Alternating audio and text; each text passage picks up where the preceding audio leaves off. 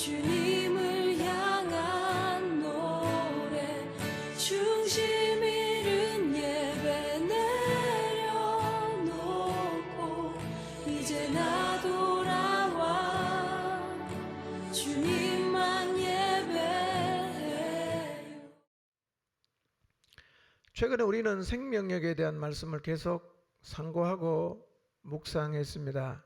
지난주에는 하나님께 살아있다는 의미가 무엇인가에 대한 말씀을 상고했습니다. 제가 여러 경로를 통해서 느끼는 것은 하나님을 향해 살아있는 게 무엇인가 라고 물으면 대답은 하는데 그것이 실제 삶에서는 잘 적용이 되지 않고 있다는 것을 많이 느낍니다. 아는데 삶에서는 자꾸 잊어먹는 것 같아요. 예배가 끝나는 순간 진짜 예배가 시작이 되는 것입니다. 하나님을 향해 살아있는 것은 예배 드릴 때만 살아있으면 곤란합니다. 우리는 하나님을 향해 살아있어야 되는데 언제 살아있어야 되냐면 일상에서 살아있어야 합니다. 이게 진짜 살아있는 거죠. 집에서 하나님을 향해 살아있어야 되고 가족 관계 속에서 살아있어야 되고 직장에서 살아있어야 되고 사업 현장에서 하나님을 향해서 살아있어야 됩니다. 만약에 우리가 일상에서 직장에서 사업 현장에서 친구 관계 속에서 하나님을 향해 살아있지 않는다면 하나님을 향해 살아있다는 것은 아무런 의미가 없습니다. 지난 한 주 삶의 현장에서 내가 하나님을 향해 살아있는 자로 살았는지 이 시간 한번 생각해 보시기를 바랍니다. 지난 한 주 여러분의 삶의 현장에서 하나님을 향해 살아있는 자로 사셨나요? 아니면 이 사실조차 전혀 기억하지 못하고 사셨나요?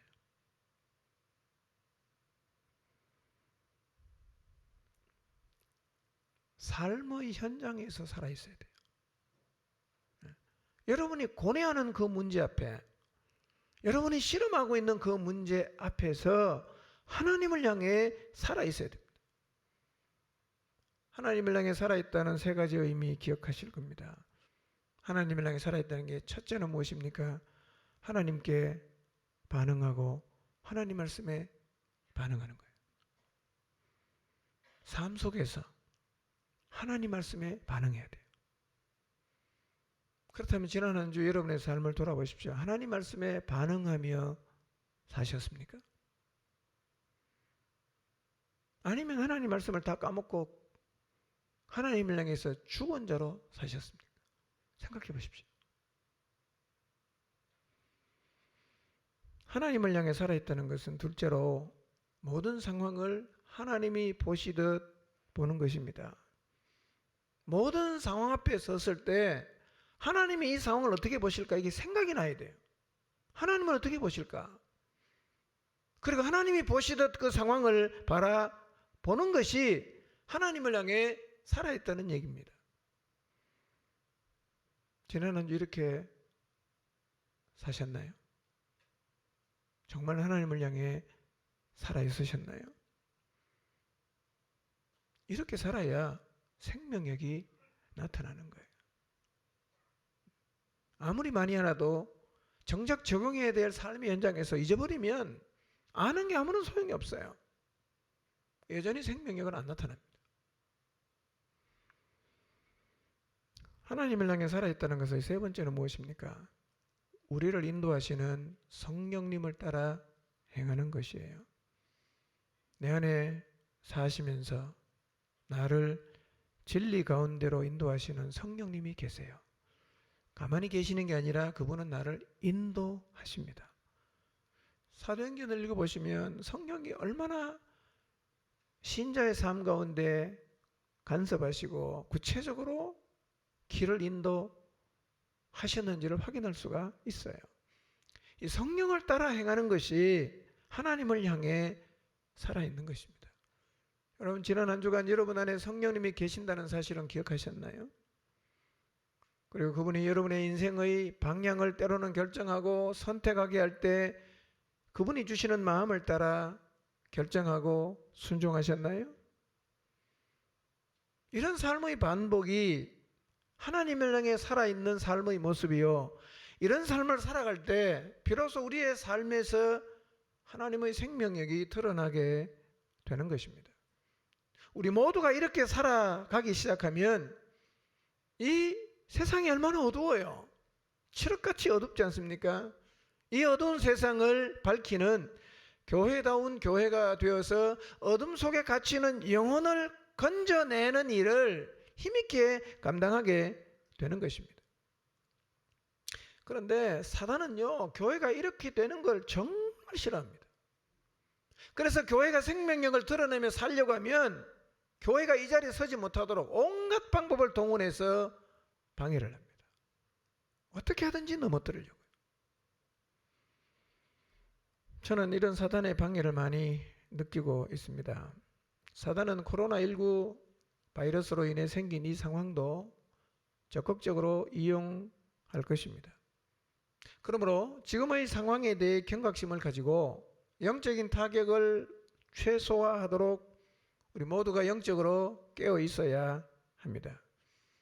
여러분, 지금의 상황에서 하나님을 향해 살아있는 자로 살아가시기를 바랍니다. 하나님이 무엇이라고 말씀하시는가? 하나님은 이 상황을 어떻게 바라보실 것인가? 진리 가운데로 인도하시는 성령님이 나로 하여금 어떻게 하라고 말씀하시는가? 순종하고 따르시기를 바랍니다. 이렇게 살면 세상의 빛과 소금이 됩니다.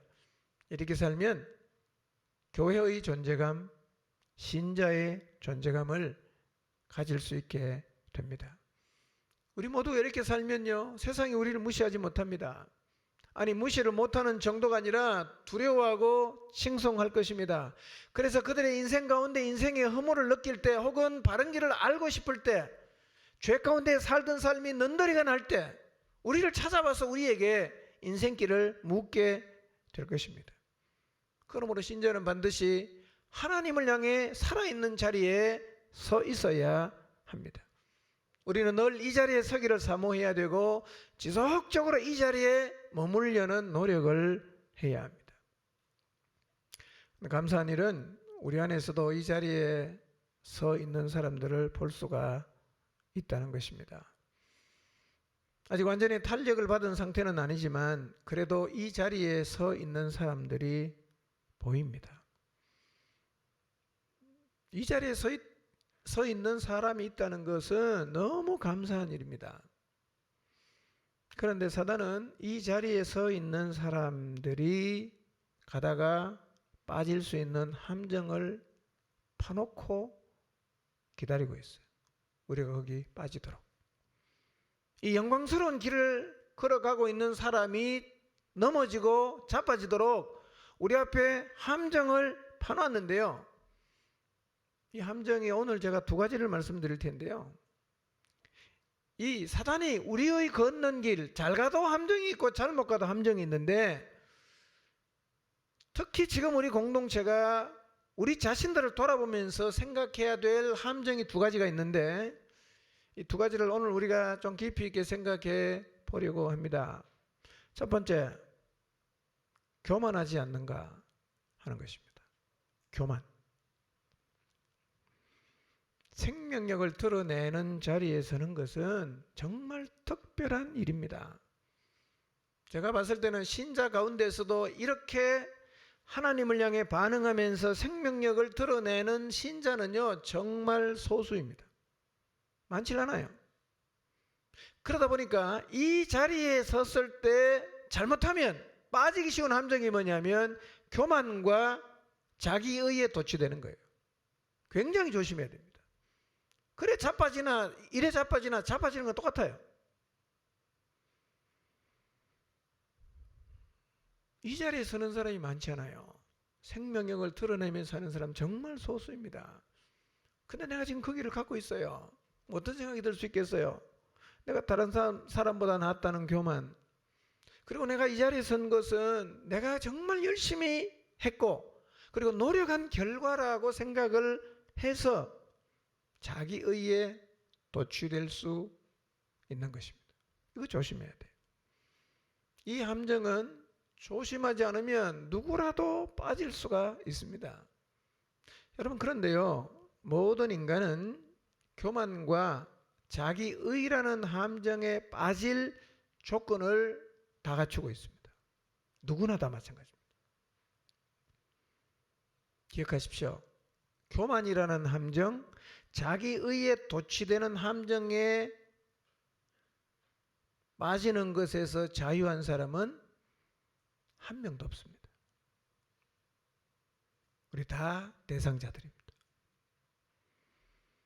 사단은요, 성공한 자는 교만하게 해서 망하게 합니다.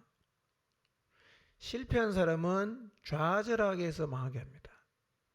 이래도 망할 수 있고 저래도 망할 수 있어요. 그러니 이 길을 걷든 저 길을 걷든 조심해야 됩니다. 잘 나갈 때는 교만을 조심해야 되고 힘겨운 삶을 지날 때는 좌절을 조심해야 됩니다. 길은 다 있어요. 근데 그 길에서 넘어지도록 사단이 엄청난 함정을 파놓고 기다리고 있어요. 여러분, 성경을 보세요. 성경은요, 교만에 대해서 경고를 굉장히 많이 합니다. 교만하면 안 된다는 얘기를 성경은 한두 번 하는 게 아니라 수십 번 하고 있습니다. 왜 이렇게 많이 경고할까요? 그만큼 이 교만이라는 함정에 빠지는 사람이 많기 때문에 그렇습니다. 이 함정에 빠지는 사람 많아요. 마가복음 7장 20절에서 22절을 한번 볼까요? 읽습니다. 시작. 사람을 더럽게 하느니라.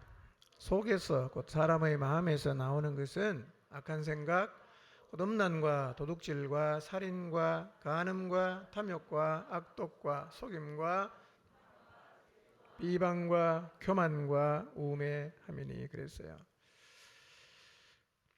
바리새인들이 예수님에게 나가서 왜 당신의 제자는 손도 안 씻고 음식을 먹습니까? 라고 시비를 걸었어요. 그때 예수님께서 말씀하십니다.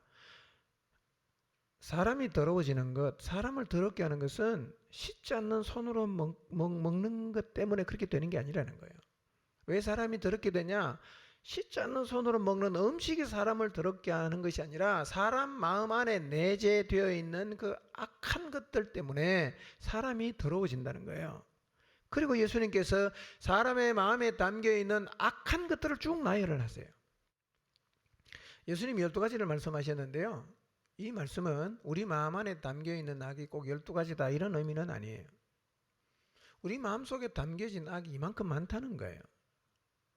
그런데 우리의 마음속에 늘 담겨져 있는, 기회만 되면 튀어나올 수 있는 악 중에 하나가 뭐예요? 교만이에요. 교만. 항상 내재되어 있어요.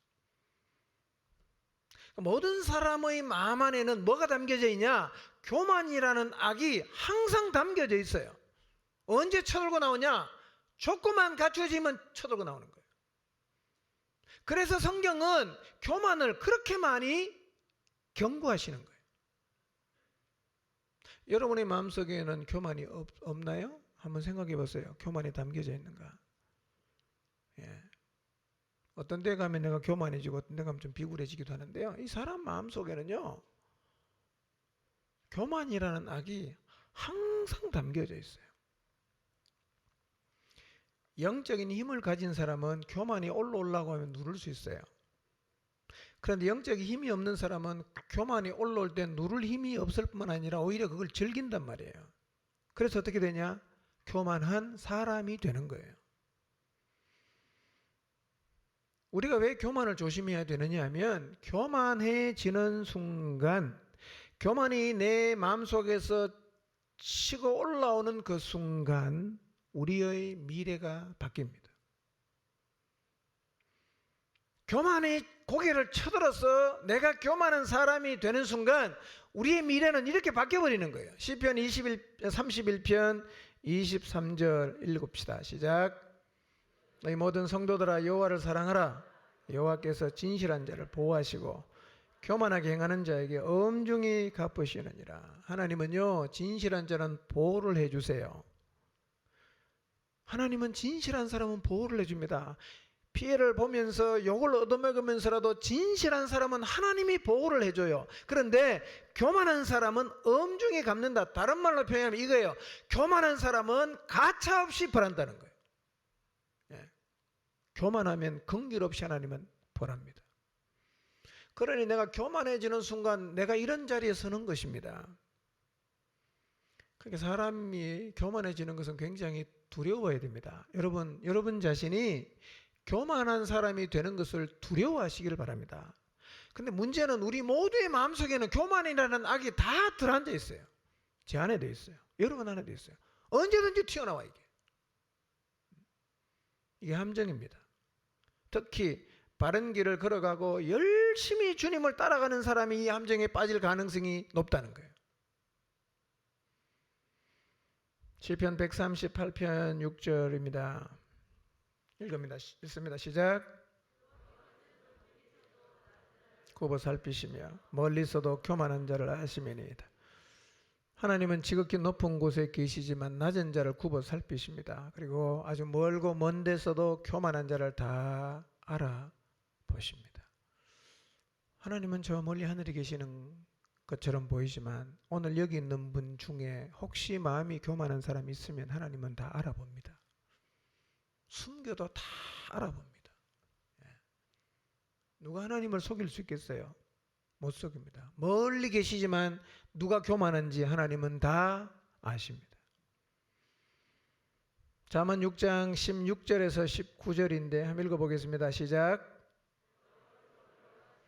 곧 그의 마음에 싫어하는 것이 17가지이니 곧 교만한 눈과 거짓된 혀와 무지한 자의 피를 흘리는 손과 악한 계교를 꾀하는 마음과 빨리 악으로 달려가는 발과 거짓을 말하는 망령된 증인과 및 형제 사이를 이간하는 자이니라. 하나님이 참 미워하시는 죄들입니다. 여러분 잘 읽어보시고 이런 죄는 짓지 마시기 바랍니다. 이런 죄를 지었는 사람 하나님 굉장히 미워합니다. 싫어해요. 그 중에 하나가 뭡니까? 교만한 눈이에요. 교만한 눈.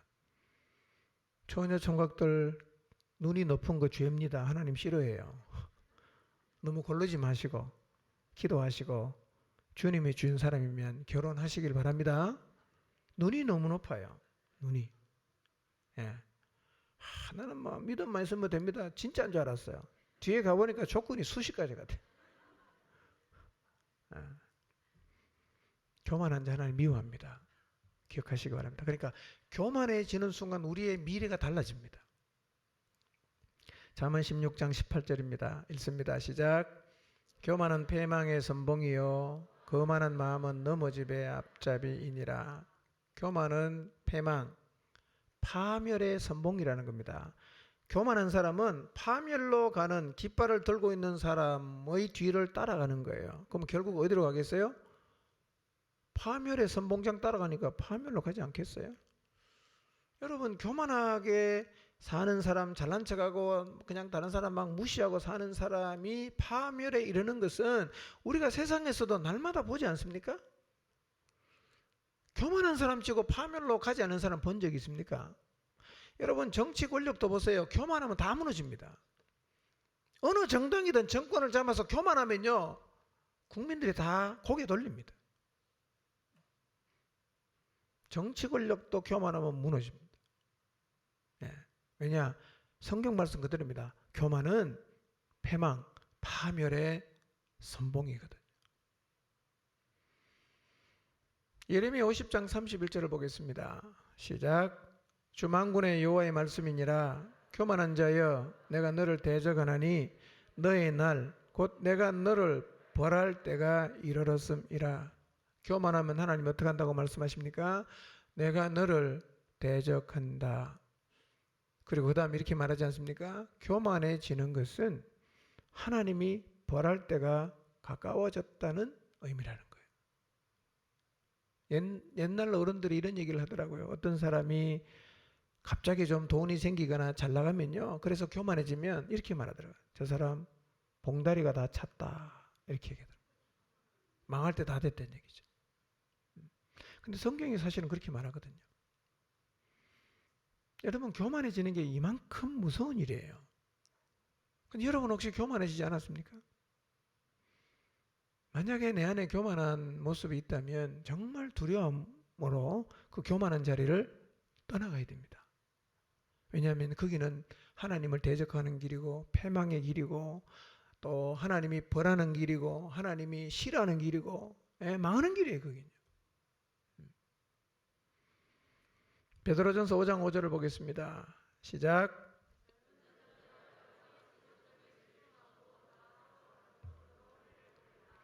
하나님은 교만한 자를 대적하시되 겸손한 자들에게는 은혜를 주시느니라. 여기서도 말씀합니다. 하나님은 교만한 자는 어떻게 한다고요? 대적하는 거예요. 교만은 하나님하고 적이 되는 것입니다. 그 반대로 겸손한 자에게 뭐가 있습니까? 하나님의 은혜가 있어요. 여러분 겸손하게 살아보세요. 뭘 경험하느냐? 하나님의 은혜를 경험합니다. 이 외에도 성경에는 교만에 대해 경고하는 말씀이 너무 많지만 그래도 제가 꽤 많은 성경 구절을 읽어 드리는 것은 하나님이 교만을 얼마나 싫어하시는가, 그리고 교만의 결과가 얼마나 무서운가를 확인시켜 드리기 위해서였어요. 교만한 사람이 되는 건 참 어리석은 거예요. 곧 망하거든. 자, 그러면 한번 생각해 봅시다. 여러분 자신이 교만한 사람이라고 생각하십니까? 아니면 겸손한 사람이라고 생각하십니까? 스스로 한번 생각해 보세요. 나는 겸손한 사람인가? 교만한 사람인가?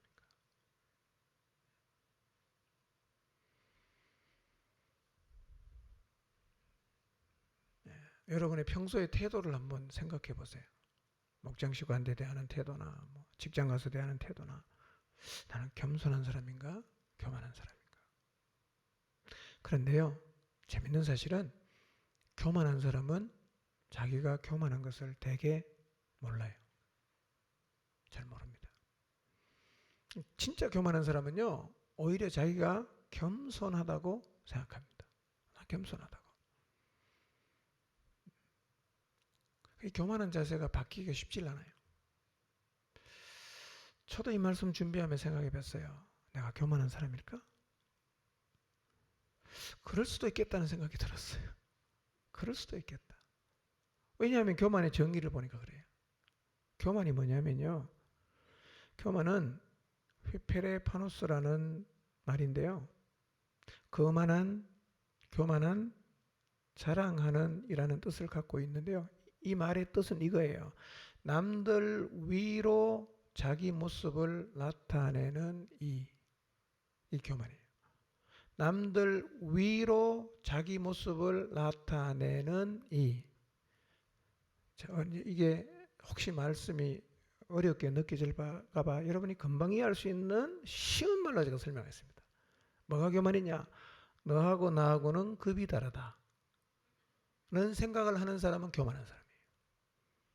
근데 이런 생각하기 얼마나 쉬워요? 쉽거든요. 네하고 나하고는 급이 다르다. 감히 네가 나하고 견주냐? 이게 교만이거든요. 하나님 이거 정말 싫어하신답니다. 이런 관점으로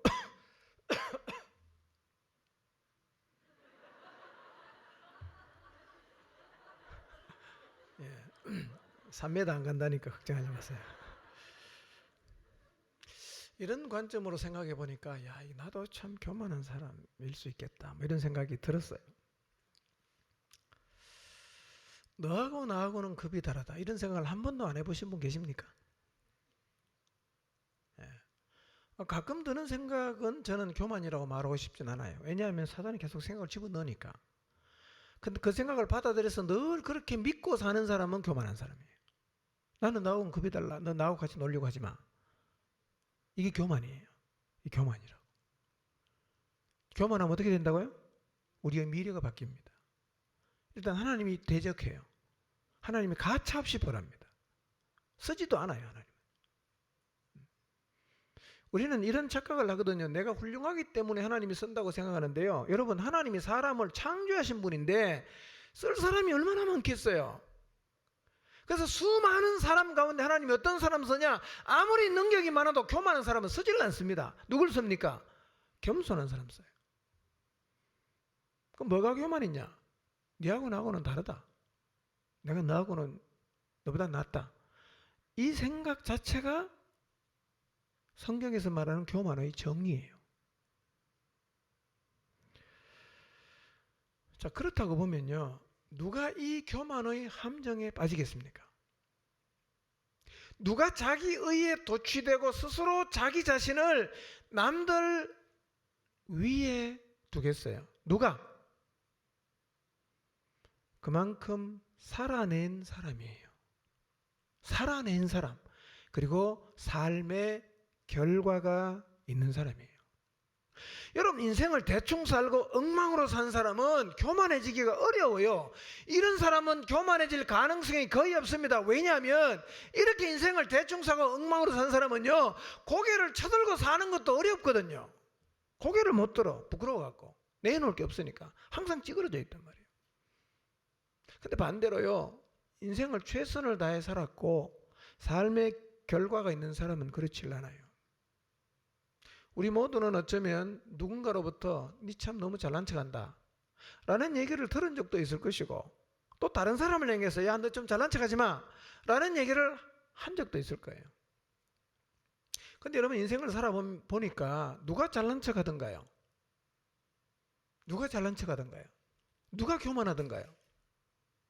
여러분, 가끔씩은 잘나지도 못했는데 잘난 척하는 사람이 있긴 한데요, 이런 잘난 척은 무시하기 때문에 별로 중요하잖아요.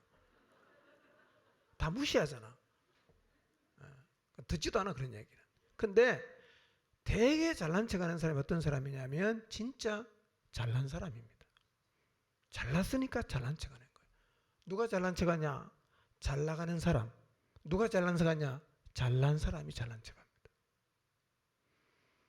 근데요, 잘난 것은 문제가 되질 않아요. 잘 나가는 것도 절대로 문제가 되지 않습니다. 우리 중에도 잘난 사람이 있고 잘 나가는 사람이 있고 승승장구하는 사람이 있는데요, 감사한 일이죠. 더 잘 나가시기 바랍니다. 더 승승장구하시기 바랍니다. 문제는 뭡니까? 잘난 게 문제가 아니고 잘 나간 게 문제가 아닙니다. 잘난 척하는 게 문제인 거예요. 다르게 표현하면 교만해지는 게 문제라 이 말입니다. 여러분, 예수님 믿는 사람 잘 돼야 되잖아요. 승승장구해야죠. 하나님이 주신 은혜와 복 많이 받아야 됩니다. 그런데 그런 때라도 뭐는 하면 안 돼요? 잘난 척은 하면 안 된단 말이에요. 교만하면 안 된단 말이에요. 왜? 그럼 망하는 길이기 때문에.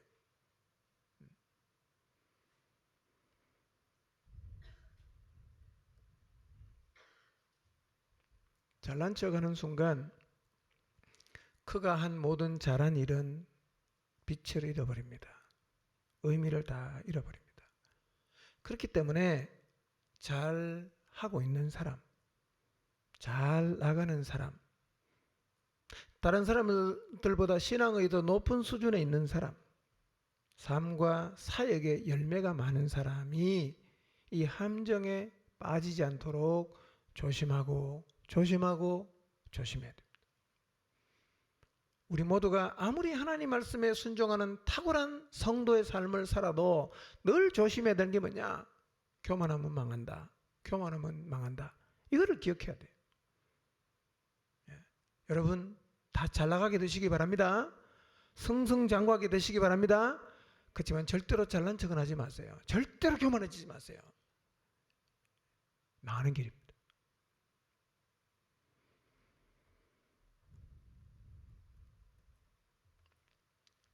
그래서 지금의 상황에서 우리가 첫 번째로 기억해야 될 게 뭐냐? 나는 교만하지 않는가? 이거를 기억해 보시기를 바랍니다. 누가 이 자리에 빠질 가능성이 많다고요? 잘하는 사람이에요.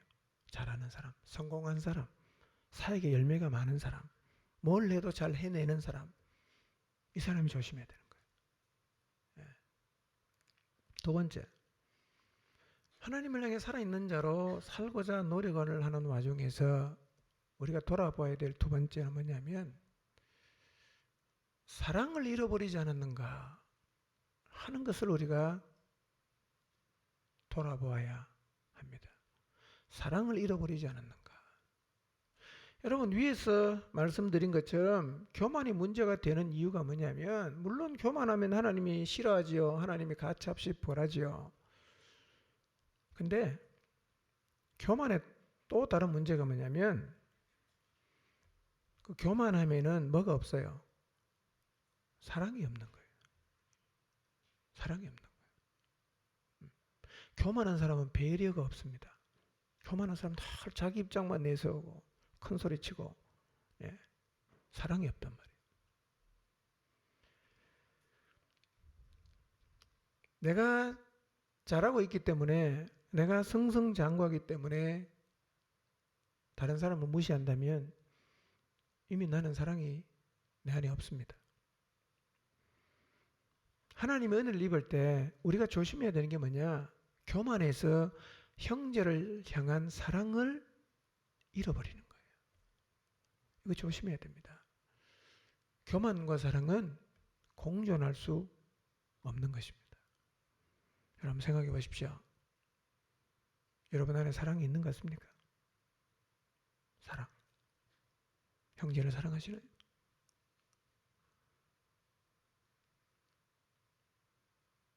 미워하는 사람 한번 떠올려 보세요. 미워하는 사람. 네. 1, 2, 3, 4, 5, 6. 자. 사랑하는 사람 한번 떠올려 보실래요?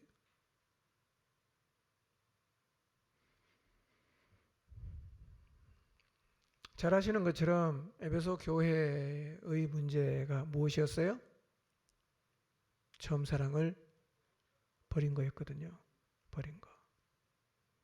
버렸다는 말은요, 아피엠이라는 말입니다. 아피엠이. 이 무슨 뜻이냐면, 내보내다, 버려두다, 용서하다, 뭐 이런 뜻을 갖고 있는데요. 이 아피엠이라는 단어가 비인칭, 사람 외의 것에 사용이 될 때는 어떤 의미를 갖냐면, 포기하다. 그런 의미를 가져요. 포기하다. 여러분, 에베소 교회가 사랑을 버렸다는 말은 이런 뜻입니다. 에베소 교회는 사랑을 포기했어요. 포기했어요. 에베소 교회는 사랑을 포기했어요. 근데 에베소 교회 안에는 여전히 많은 행위들이 남아있었어요. 어쩌면 이래 설 수 있어요. 우리는 사랑은 포기한다. 대신 이거는 열심히 하겠다. 이랬을 수도 있어요. 에베소 교회는 사랑을 포기했습니다. 혹시 여러분도 사랑은 포기하신 게 아닌가요? 사랑은 아니 안 한다. 대신 다른 건 열심히 하겠다. 이게 말이 되는 말처럼 들리지만 이건 아주 말이 안 되는 말이에요. 왜 안 되는지는 에베소 교회에 보낸 성령의 말씀을 들어보면 이 생각 자체가 매우 잘못됐다는 거예요. 매우 잘못됐어요. 자, 2장 2절 3절 한번 읽어볼까요? 시작.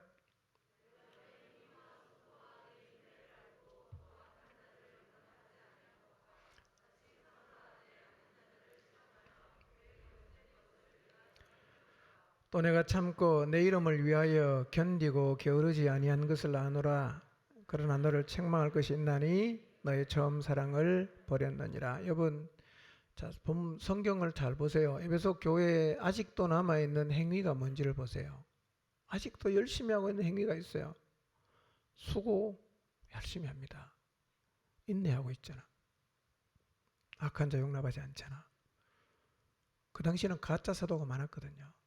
그 가짜 사도가 와서 내가 사도라고 하면 정확하게 밝혀내요. 시험을 해보고 아, 이놈 가짜다 밝혀내는 굉장히 성경 지식도 많고 지혜롭고 탁월한 교회. 잘 참아요. 고난도 잘 견딥니다. 낙심도 안 해요. 대단하지 않습니까? 근데 이 교회의 문제가 뭡니까? 사랑은 포기했어요. 우리 사랑은 포기한다. 대신 다른 거는 열심히 하자. 어쩌면 이것이 에베소 교회가 주장한 이슈였어요. 우리는 사랑은 포기한다. 대신 다른 거는 열심히 한다.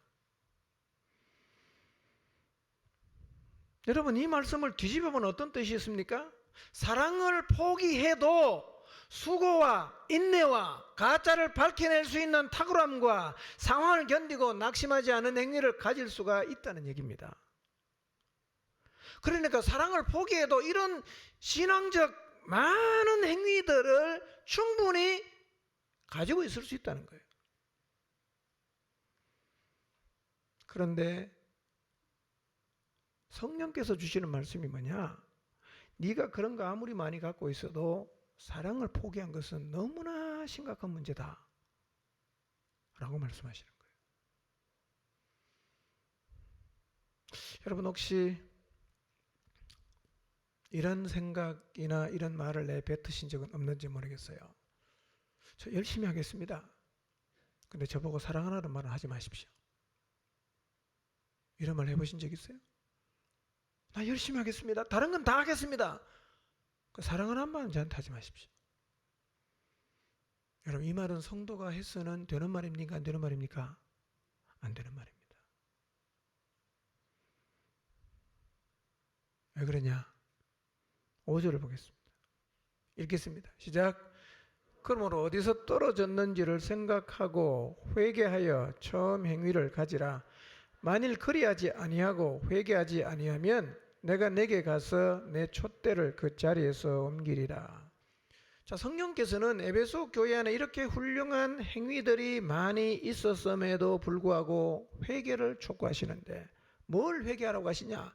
행위가 적다고 회개를 촉구하시는 게 아니라 너희가 처음 사랑을 포기한 것을 회개하라고 말씀하십니다.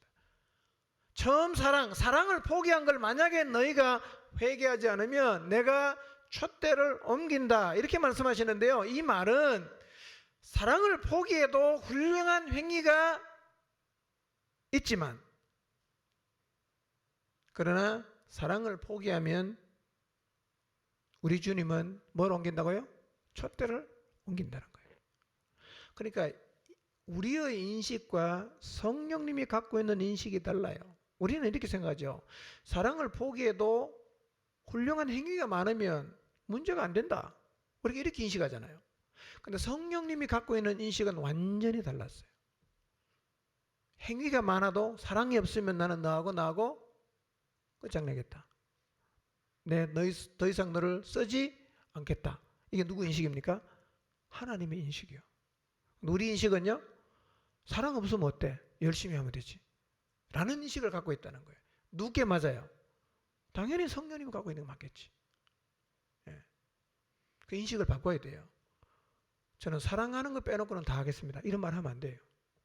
왜냐하면 사랑 빼놓고 나는 거 다 해도 하나님은 촛대를 옮기기 때문에.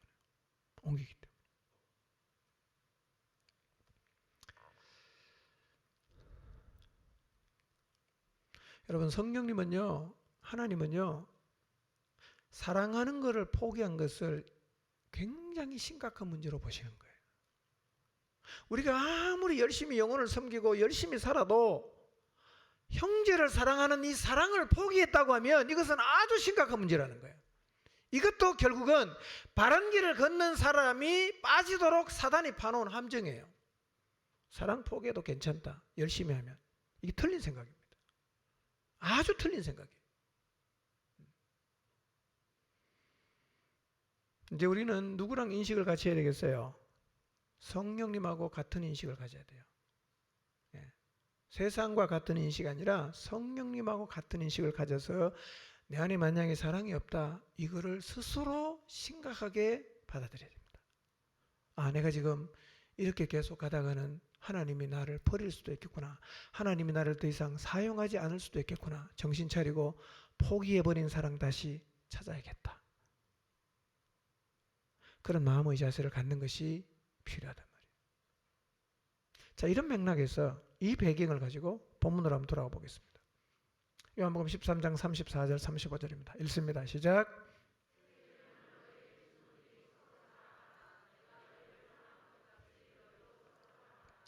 너희가 서로 사랑하면 이로써 모든 사람이 너희가 내 제자인 줄 알리라 그랬어요. 자, 13장에 보면 예수님께서 세족식을 해요. 제자들의 발을 씻기십니다. 그리고 유다가 예수님을 팔기 위해서 그 만찬 자리를 떠나갔어요. 그 다음 예수님께서 제자들에게 새로운 계명을 주셨어요. 그 새로운 계명이 무엇인가? 새 계명을 너희에게 준다. 서로 사랑해라. 새 계명을 너희에게 준다. 서로 사랑해라. 사랑의 수준도 정해놨어요. 어떻게 사랑해라 말씀하십니까? 내가 너희를 사랑한 것 같이 너희도 서로 사랑해라. 이 사랑 어떻게 할 수 있는가? 왜 하고 많은 일들 가운데 굳이 주님은 마지막으로 주신 계명을, 새 계명을 사랑하라고 하셨을까? 제가 다음 주에 말씀드리겠습니다.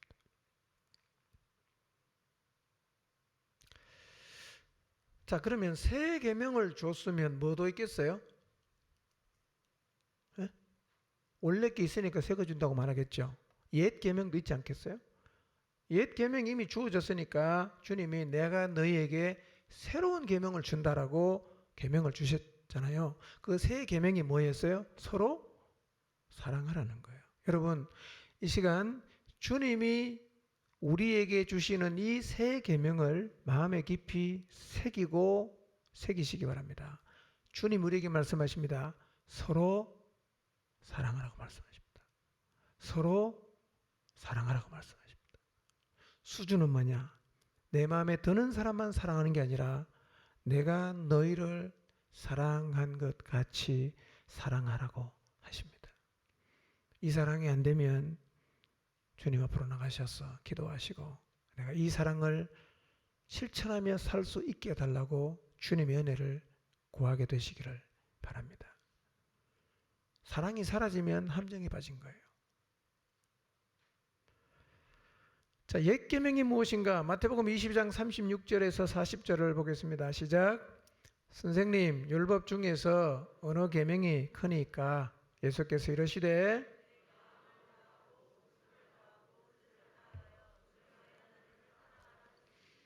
이것이 크고 첫째 되는 계명이요 둘째도 그와 같으니 내 이웃을 내 자신같이 사랑하라 하셨으니 이 두 계명이 온 율법과 선지자의 강령이니라 그랬어요. 자, 옛 계명을 예수님이 두 개로 요약했어요. 사실은 이 질문 자체는 바리새인들이 예수님을 시험에 들게 하려고 하나님이 주신 계명의 경종이 뭐냐라고 물어서 시비를 걸려고 이렇게 질문했어요.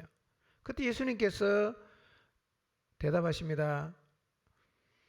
두 개죠. 첫째는 뭐냐? 마음을 다하고 목숨을 다하고 뜻을 다하여 하나님을 사랑하는 것이다. 하나님을 사랑하는 것이다.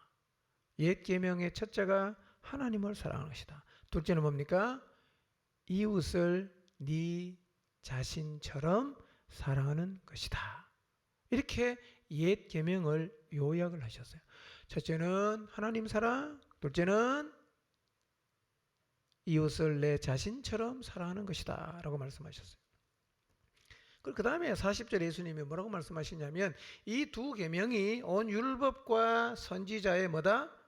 강령이니라 이렇게 말씀하셨어요. 이 강령이라는 말은요 크레만님이라는 말인데요 매달다라는 뜻이 있어요. 매달다. 이 말씀을 직역하면 이런 뜻입니다. 모든 율법과 선지자가 이 두 계명, 즉 하나님 사랑과 이웃 사랑에 매달려 있다라고 번역할 수가 있다는 거예요. 이 두 계명이 율법과 선지자의 강령이라는 말의 의미가 뭐냐면 옛 계명도 선지자의 가르침도 다 어디에 매달려 있다고요? 하나님 사랑하고 이웃 사랑하라는 이 기초에 다 매달려 있다는 말입니다. 에베소서 6장에 보면 진리의 허리띠 있죠? 이 진리의 허리띠는 허리끈이 아니고 군인들이 매는 요즘 말하면 탄티라는 건데요. 거기 보면 다 매달지 않습니까? 그렇죠? 마찬가지로 율법이든 선지자든 새 계명이든 다 어디에 달려 있습니까? 하나님을 사랑하고 이웃을 사랑하라는 여기에 다 매달려 있다는 거예요. 그러니 예나 지금이나 하나님이 우리에게 주신 가장 큰 계명이 뭡니까? 하나님 사랑하고 이웃 사랑하라. 이게 다 매달려 있다는 거예요. 하나님 사랑해라, 이웃 사랑해라. 그래서 예수님께서 제자들에게 새 계명을 주시면서 하시는 말씀이 뭐냐면 이제 너희가 어떻게 하라? 서로 사랑을 하는 거예요. 너희가 서로 사랑하면 사람들이 너희가 사랑하는 모습을 보면서 뭘 알게 된다고요? 너희가 내 제자라는 사실을 알게 될 것이다. 이런 얘기입니다. 제자의 표식이 뭔가? 뭘 보면 주님의 제자인 것을 알 수가 있는가? 예수님은 그게 뭐라고 말씀하십니까? 사랑이라고 말씀하십니다. 세상 사람들이 우리가 서로 사랑하며 살아갈 때 저 사람들 그들의 표현대로 하면 예수제이다 이렇게 본다는 거예요. 그리스도의 제자라고 본다는 것입니다. 그런데 만약에 우리가 많은 일들을 탁월하게 감당해내고 성과와 결과를 얻어낸다고 해도 만약에 우리 안에서 사랑을 잃어버리면 뭘 잃어버린 겁니까? 제자의 표식을 잃어버리는 것입니다. 그리고 하나님 우리에게 주신 가장 중요한 명령을 잃어버린 것입니다. 사랑해야 돼요. 여러분, 우리가 아무리 헌신을 해도 냉철한 판단력을 가져도 인내해도 견뎌도 사랑하지 않으면 주님의 제자라고 할 수가 없단 말이에요. 사랑하지 않으면. 사랑하시기 바랍니다. 그래서 이 주님의 제자들이 몸을 이루고 있는 교회에서 나타나야 되는 풍경이 무엇인가? 서로 사랑하는 사랑이 넘치는 풍경입니다. 그래서 가장 추한 교회의 모습이 무엇인가? 싸우는 거예요. 사랑 안 하는 거예요. 이게 가장 추한 것입니다. 교회는요, 예수님이 주신 말씀처럼 사랑이 넘치는 곳이 되어야 합니다. 이 시간 이런 관점으로 우리 자신들을, 우리 공동체를 한번 돌아봅시다. 우리는 지금 서로를 사랑하고 있을까요? 가장 가까이 있는 여러분의 목장을 돌아보시는 게 좋아요. 여러분 목장 식구 사랑하십니까? 마음에 드는 사람은 사랑하는 게 되게 쉬워요. 언제나 사랑하기 힘든 사람이 누굽니까? 마음에 잘 안 드는 사람, 내 취향에 안 맞는 사람. 이 사람은 사랑하기 참 어려워요. 사랑하십니까? 사랑의 수준을 예수님이 정해주셨잖아. 내가 너희를 사랑한 것 같이. 그분이 언제 우리를 사랑하셨어요? 배반하고 거역하고 떠나갔을 때 그분이 우리를 사랑하셨어요. 이렇게 우리 보고 사랑하라는 거예요. 이렇게 사랑하지 않으면 아무리 잘 나가도 함정에 빠진 거예요. 함정이 많을 거예요. 여러분이 걷는 길에 함정이 많아요. 오늘 두 가지 말씀드렸어요. 하나는 뭡니까? 교만이라는 함정이에요. 두 번째는 뭡니까? 사랑 없음이라는 함정이에요. 여러분 지체를 사랑하십니까? 여러분을 힘들게 하는 그 사람을 사랑하시나요? 근본적으로 여러분 마음 안에 사랑이 있는가를 한번 돌아보시기를 바랍니다. 사랑. 주님이 우리에게 주신 새 계명이 있어요. 그게 뭔가? 서로 사랑하는 거예요. 서로 사랑하는 거. 우리는 서로를 사랑해야 합니다. 옆에 사람 돌아보실래요? 네. 미운 사람도 있겠죠? 사랑해야 됩니다. 여러분 예수님처럼 사랑해 보세요. 성숙해집니다. 예수님처럼 사랑하려면요 기도 많이 해야 될 거예요. 왜냐하면 노력해도 안 되거든. 이게 부어져야 되는 거예요. 너무 미운데 어떻게 사랑해요? 이 말씀 순종하려고 하면 자동적으로 우리의 삶이 성숙되고 우리의 좁은 내면이 넓혀지는 기적 같은 일들이 일어날 거예요. 사랑을 잃어버린 것이 얼마나 심각한 문제인지 우리가 앞에서 살펴봤어요. 많은 행위가 있지만 사랑을 잃어버린 에베소 교회를 향해서 내가 촛대를 옮기겠다.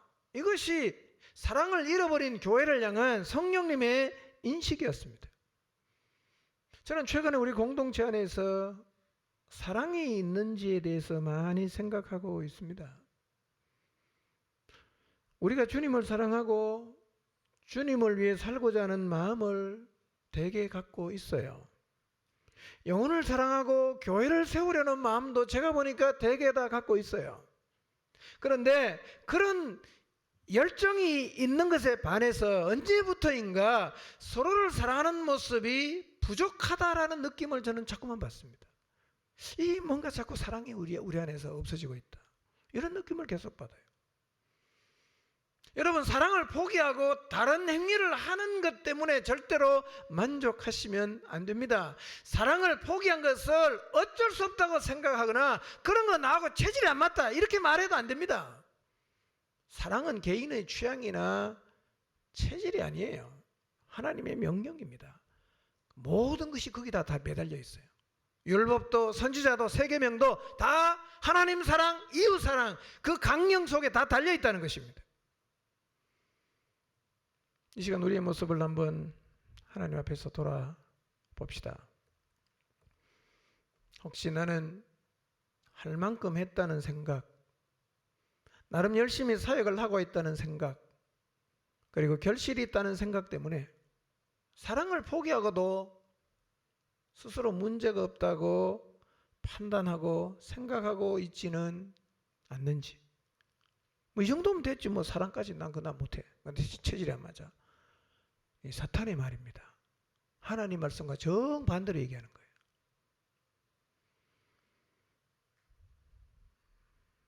혹시 여러분의 목장을 살펴보세요. 관계가 건조해지고 온기가 사라지고 입만 열면 원리 원칙만 얘기하고 상대를 판단하고 비난하는 일이 많아지고 모이면 힘을 얻는 게 아니라 마음이 찢기고 상처를 받는다면 사랑을 잃어버린 거예요. 교회는 그럼 망합니다, 여러분. 이미 망한 목장이 있는지도 모르겠어요. 어디서 시작할 수 있어요? 내가 포기해버린 사랑을 되찾는 데서부터 시작할 수 있습니다. 겸손하십시오. 겸손하십시오. 아무리 잘 나가도 겸손하십시오. 여러분 모두 잘 되시길 바랍니다. 승승장구하시기 바랍니다. 하나님이 주시는 많은 열매와 결말들 갖게 되시기를 바랍니다. 그러나 계속 겸손하시기를 바랍니다. 사랑은 전부입니다. 사랑은 모든 것의 기초입니다.